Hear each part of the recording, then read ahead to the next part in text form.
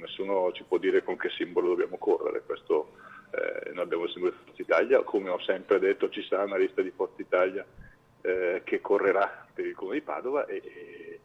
il mio auspicio e il mio lavoro è sempre perché questo possa essere nell'alleanza di centrodestra che ha già conquistato Padova e che governa la Regione Veneto. Al lavoro per risanare il rapporto tra Forza Italia e Lega dopo la caduta di Bitonci, il commissario forzista Adriano Paroli commenta così le dichiarazioni di Matteo Salvini, che ieri aveva annunciato che in Veneto si dovrà correre con liste senza simboli di Forza Italia alle prossime comunali.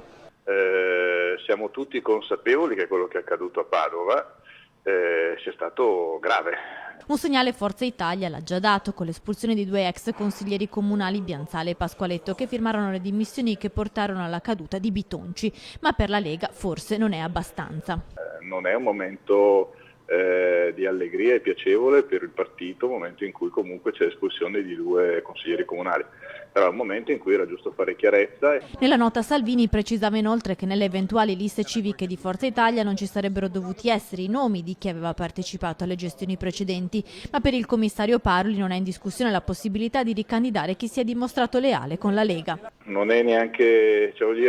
non è in predicato il fatto che si possa correre con una lista diversa da Forza Italia.